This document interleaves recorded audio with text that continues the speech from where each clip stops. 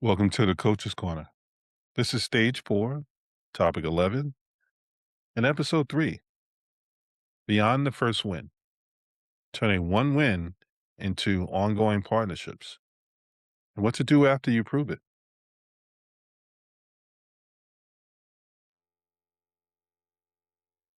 Today, we'll talk about what happens after you prove yourself, why people move on too fast, how success creates openings, how to map the next possibility, and how the next client relationship grows deeper.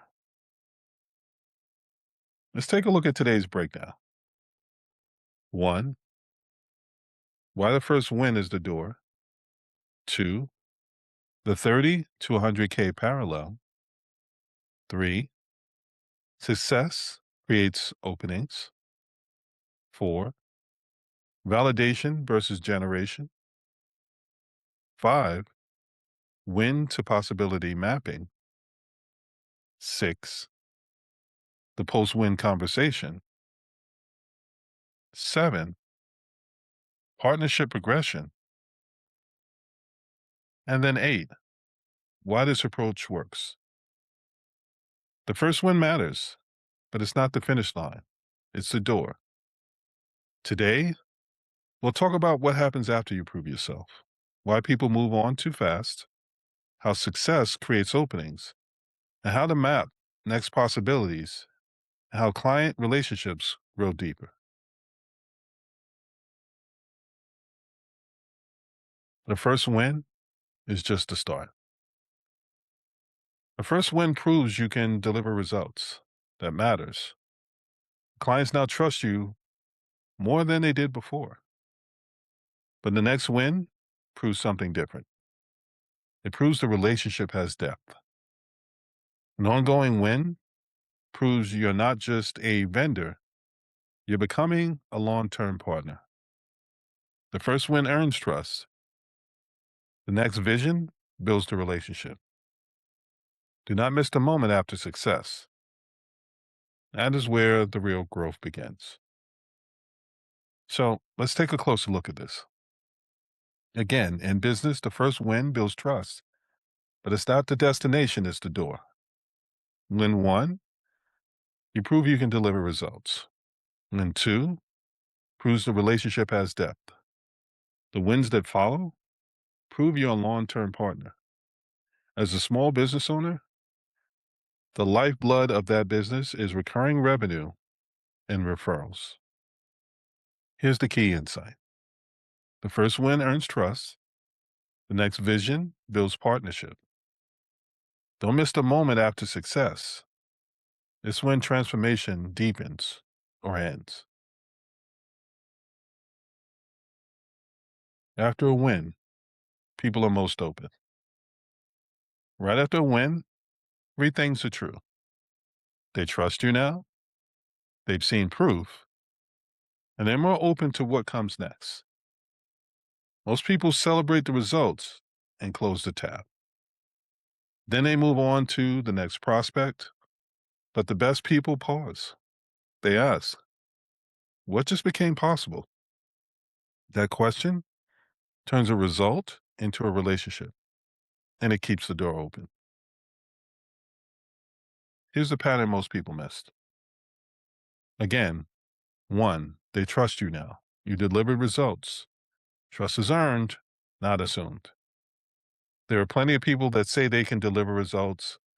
People have I'll believe it when I see it. You've proven that now. Now they've seen the results. The proof is real. The skepticism is gone. What do you do with that? It's not just a win where you get that money once, it's an opportunity.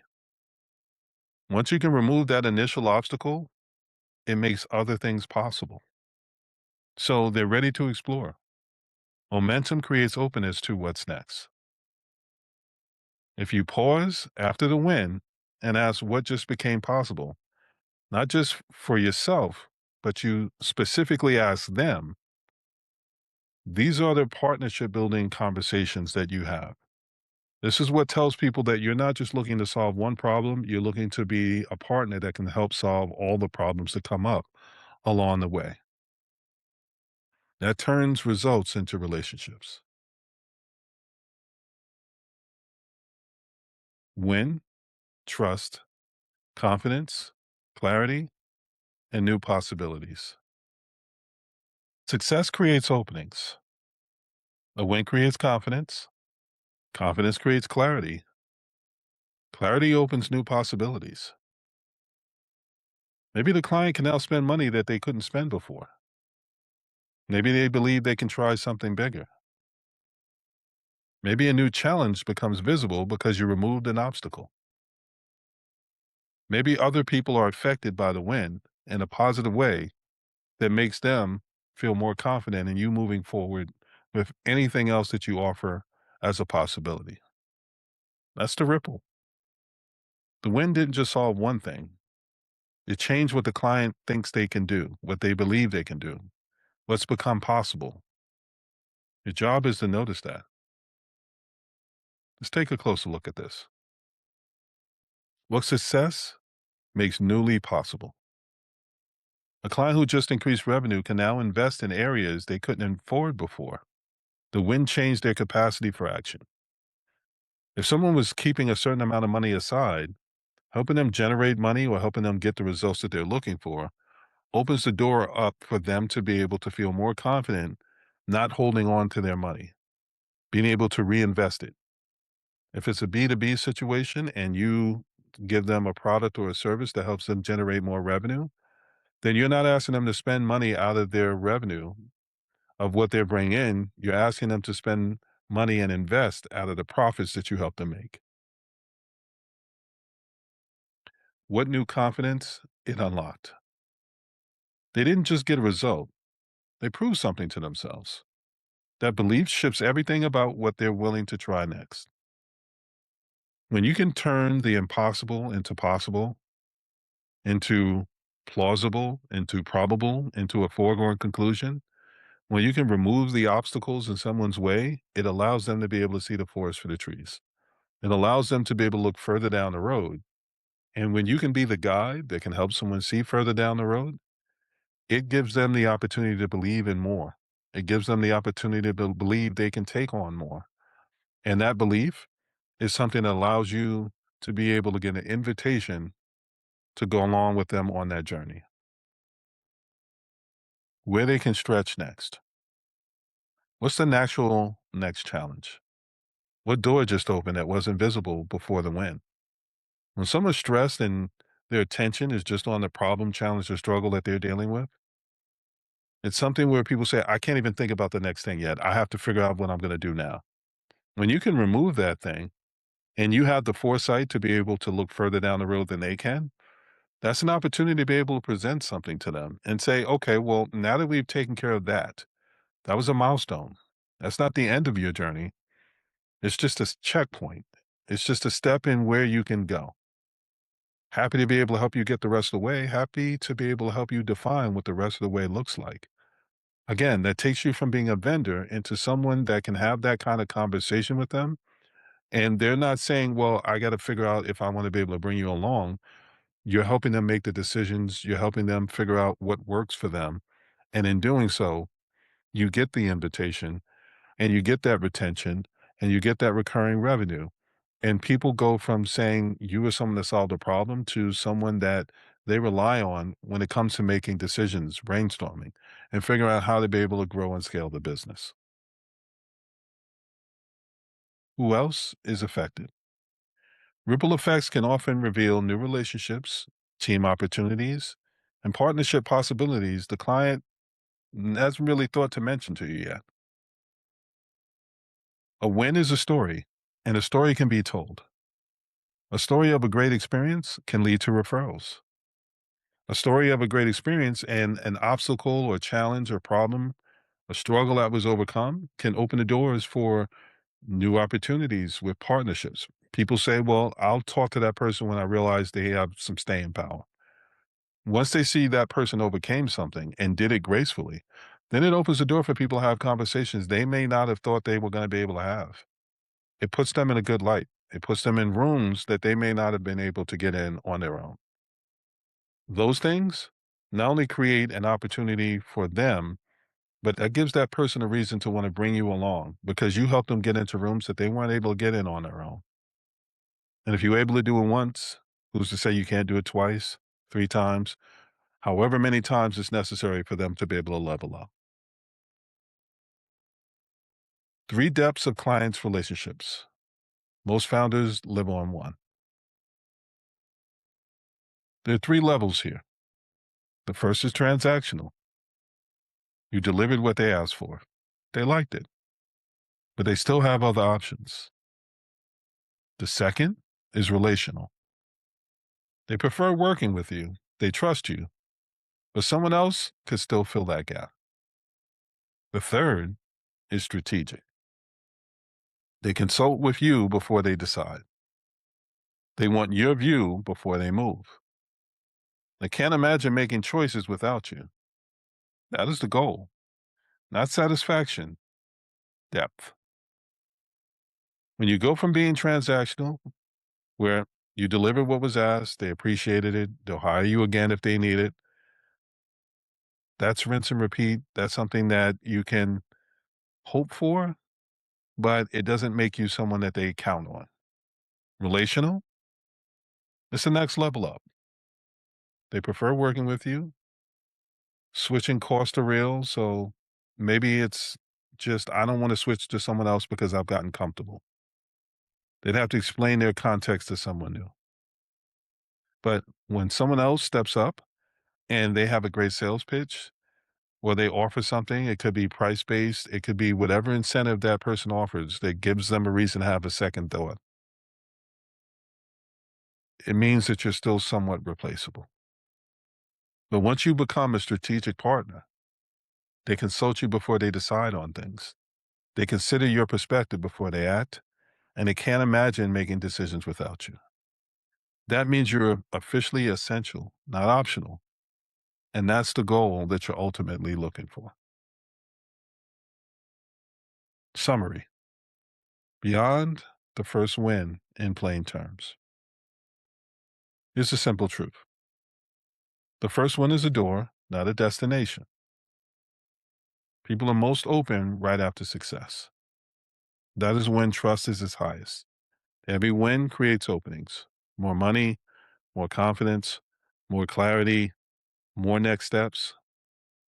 The goal is not just happy clients. Happy clients can still leave. The goal is deeper relationships. That's where stage 4 growth lives. That's what gets you from 100K and just meeting 6 figures into exceeding that and being able to get up in the ranges that allow you not only to be able to see to yourself, but to the people you want to bring in and reward everyone around you. So let's take a look at this, each one of the 4. The first win is a door, not a destination.